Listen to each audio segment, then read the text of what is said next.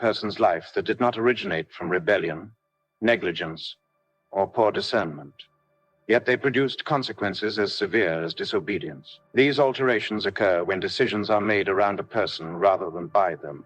Decisions that reconfigure access, timing, placement, and progression without consultation or consent. Such decisions often masquerade as normal life events, yet they operate with the force of verdicts. They do not announce themselves as rulings. They present themselves as circumstances. But behind the circumstance is authorization, and behind authorization is authority. Until this distinction is understood, a person will keep interpreting diversion as personal failure, rather than recognizing it as an imposed redirection that requires review. A destiny does not unfold randomly. It advances under permission. Movement in life is regulated, not accidental. When progress halts without explanation, when alignment dissolves despite obedience, when doors close in patterns that defy effort and prayer, it is not always because heaven has denied advancement.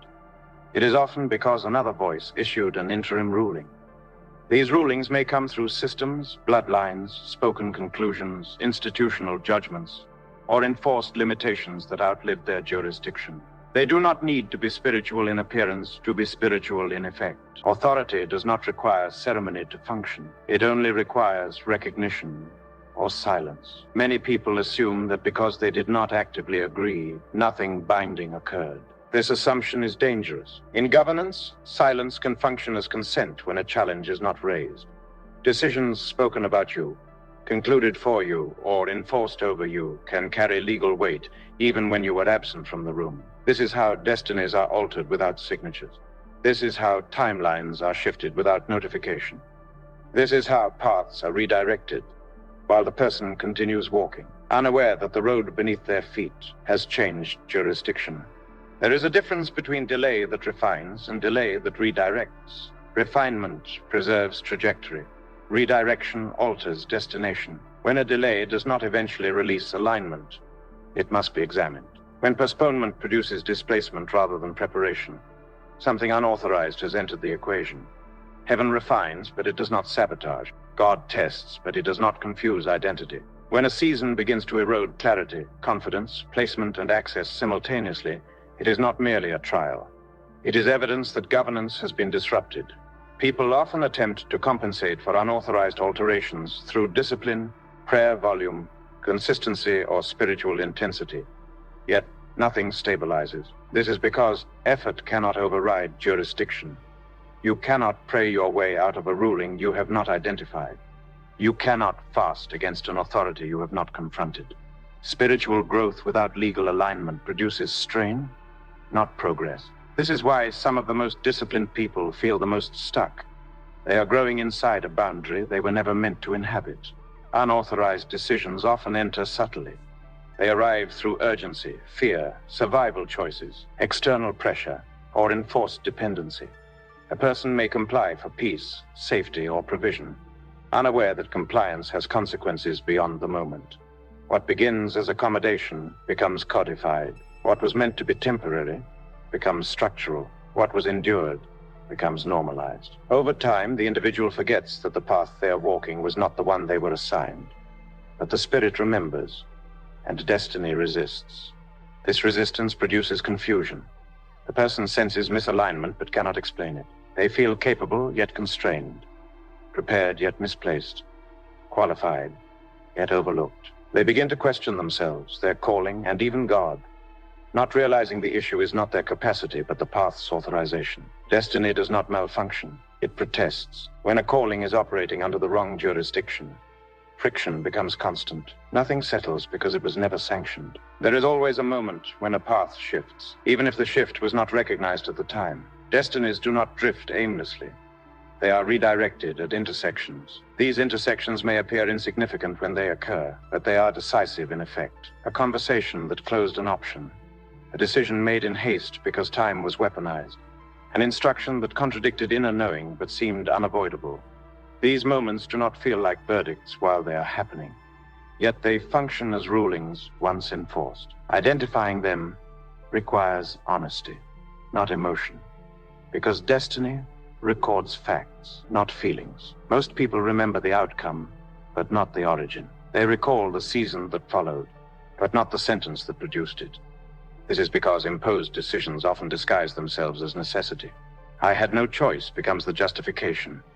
Yet necessity does not equal authorization. Survival choices may preserve life, but still alter alignment. When a decision is made under pressure, threat, dependency, or fear of loss, it must be reviewed, not condemned, but examined. Heaven distinguishes between compliance and consent, and that distinction matters deeply. There are specific signs that indicate the moment of alteration. Sudden dislocation, where life continues but belonging disappears.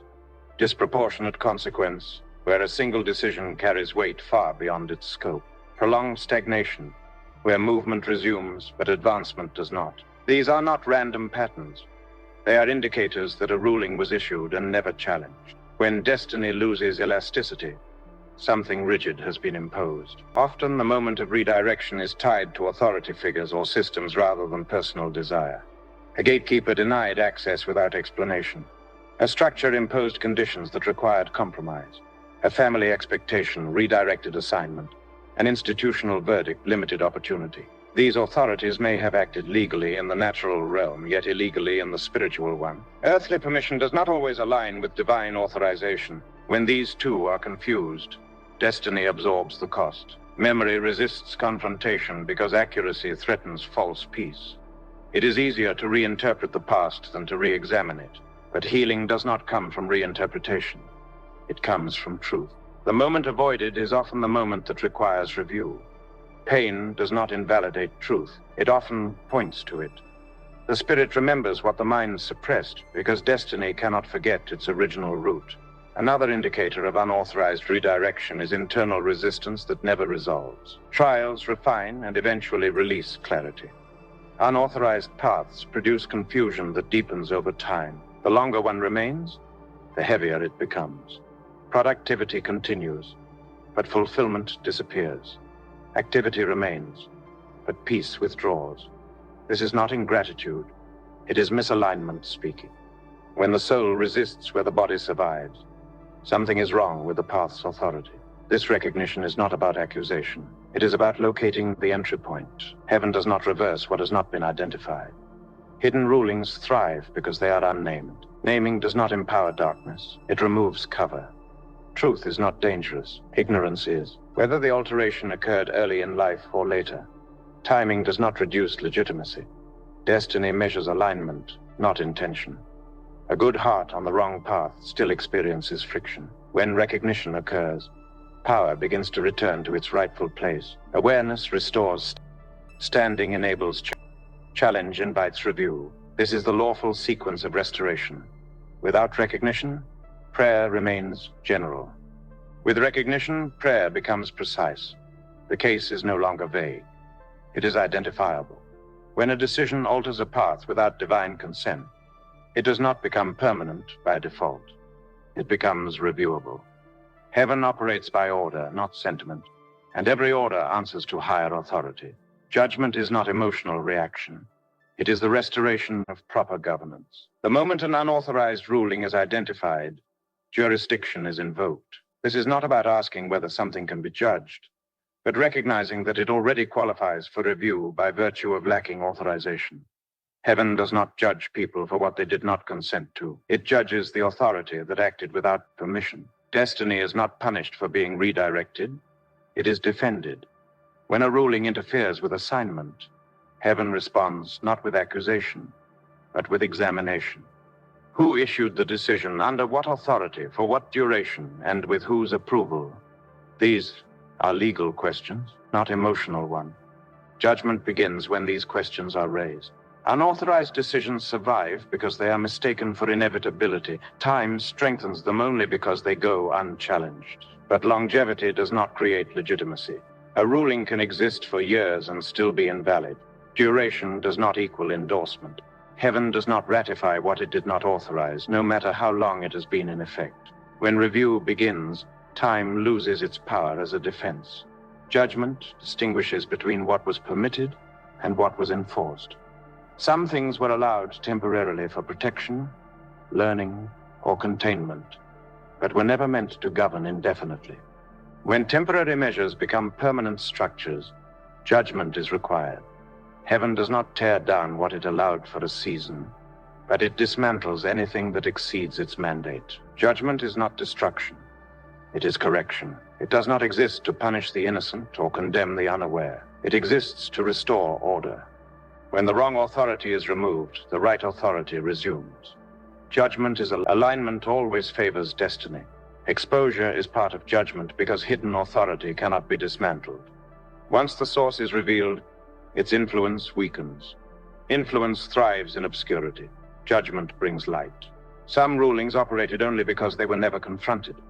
Not because they were strong, but because silence protected them. Judgment ends silence. It is the moment authority responds. Heaven does not rush judgment, but once a case is recognized as illegitimate, judgment is inevitable. Judgment before restoration is essential, because reversal without judgment lacks permanence. What is not invalidated retains the right to return. Judgment removes appeal rights. Judgment also reallocates responsibility. Misplaced guilt is lifted from the individual and accountability is assigned correctly. The person is restored to standing, while the ruling is held to account. This is not excuse-making.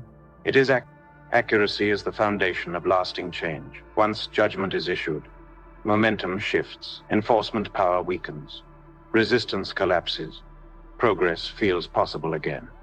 Not because effort increased, but because obstruction lost legitimacy. Explanation brought awareness. Identification located the ruling. Judgment establishes authority. What follows is no longer negotiation. It is execution. Once heaven judges, reversal is not a hope. It becomes an inevitability. Reversal does not begin with emotion. It begins with enforcement being withdrawn. Once a ruling has been judged unauthorized, it loses the right to operate, even if its effects are still visible. This is where many misunderstand. Reversal is not denial of history. It is the cancellation of legality. What was enforced no longer has permission to continue enforcing. The path does not need to be reimagined. It needs to be released from wrongful control. The moment legitimacy is removed, momentum begins to realign. Reversal is not chaos or sudden randomness. It is ordered redirection. Heaven does not scramble destinies. It repositions them. When an unauthorized decision is reversed, its outcomes begin to unravel. Not violently, but systematically. Doors that resisted without explanation lose resistance. Delays that had no end date suddenly exhaust themselves. Structures that depended on enforcement weaken because the authority sustaining them has been revoked. This is how reversal manifests, not as spectacle, but as collapse of opposition. It is important to understand that reversal does not mean time is erased. Heaven does not undo years. It compensates for them. Reversal restores alignment, not chronology. What was lost in sequence is restored in substance. This is why some people experience acceleration after reversal, not because time returned, but because restriction ended. When enforcement lifts, destiny moves at its assigned pace again, unhindered by illegitimate resistance. Reversal also exposes the difference between movement and progress. Many people were moving under the unauthorized ruling, but they were not advancing. Once reversal occurs, movement regains direction. Effort begins to produce proportionate results. Capacity finally meets opportunity. This is one of the clearest signs that reversal has taken place. Life stops fighting itself. Alignment removes friction. Another critical aspect of reversal is disengagement. What once pulled you away from your original path loses its grip. Obligations dissolve. Dependencies weaken. Attachments that felt compulsory become optional. This is not rebellion, it is release. When authority changes, allegiance follows naturally. Reversal restores the right to choose without pressure. Reversal also corrects internal distortion. Unauthorized paths shape identity in subtle ways. People adapt to survive where they were never meant to live. They downscale expectations, mute gifts, and normalize frustration. When reversal begins, identity resists containment. Vision returns before circumstances change. Desire awakens before doors open. This is not impatience. It is alignment reasserting itself. There is often a brief period of instability during reversal, not because reversal is unsafe, but because old structures are losing control. What depended on your compliance reacts when compliance ends. This should not be mistaken for failure. Resistance during reversal is confirmation, not contradiction. It is the final response. Losing jurisdiction. Reversal does not require explanation to everyone involved. Authority does not ask permission to correct itself. Some paths realign quietly, align visibly. The method does not. Validity. Heaven chooses the manner. Legitimacy determines the outcome. What matters is that enforcement has ended and direction has been restored. One of the most misunderstood truths is this. Reversal does not mean you return to where you left off. It means you continue from where you were always meant to be. Destiny does not rewind. It resumes. The interruption ends, and the assignment proceeds. This is why reversal often feels like recognition rather than novelty. It feels familiar, not foreign. It feels like home, not change. Reversal also reinstates authority to the individual. You no longer feel managed by invisible limitations. Decisions regain weight. Choices regain consequence. Freedom returns. Not reckless freedom, but governed freedom. This is the freedom of alignment, where will and assignment cooperate rather than conflict. Once reversal is in motion, it must be protected. Anything reversed but not sealed remains vulnerable to re-entry. That is why reversal is not the final act. It is the execution phase, not the closure. What has been reversed must now be established under permanent authority, so it cannot be challenged again. What you are witnessing in this stage is not possibility, it is inevitability. Judgment removed legitimacy. Reversal removes enforcement. What remains is sealing.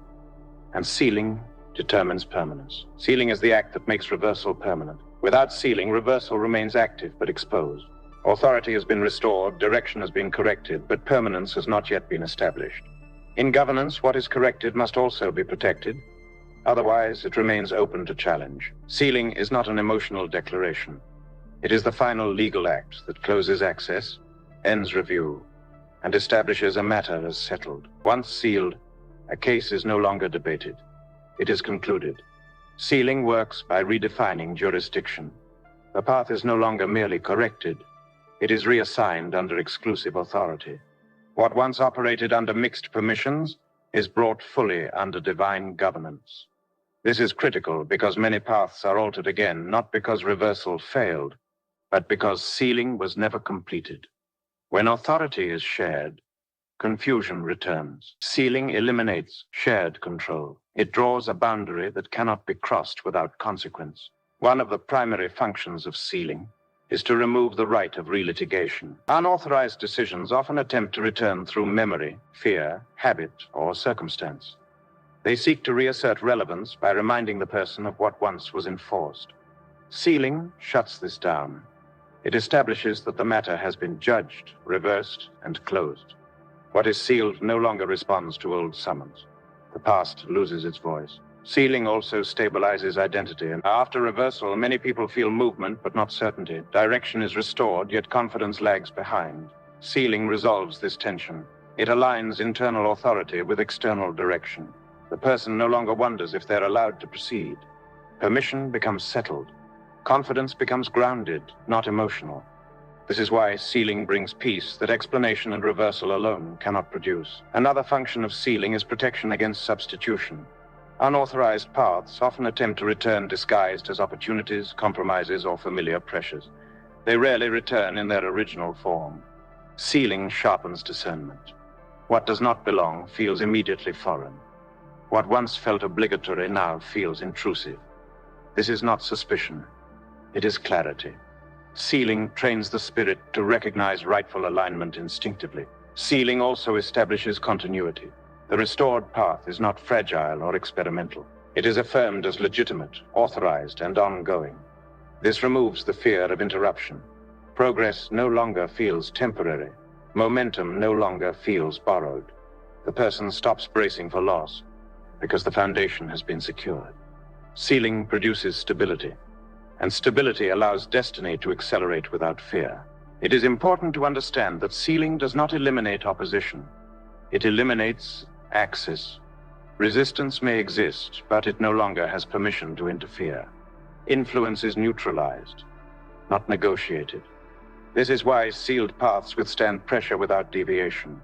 Pressure tests alignment, but it cannot alter what is sealed. Sealing also recalibrates time. What was delayed no longer defines the future. The restored path is not haunted by what was lost. Compensation replaces regret. Purpose overrides memory. The individual stops measuring progress against interruption and starts measuring it against assignment. This is a profound internal shift. The past no longer sets the pace. Once sealing is complete, authority returns fully to the rightful owner. Decisions are made without fear of unseen consequences. Direction is followed without second-guessing. The person moves forward without needing constant confirmation. This is the mark of sealing. Movement without anxiety.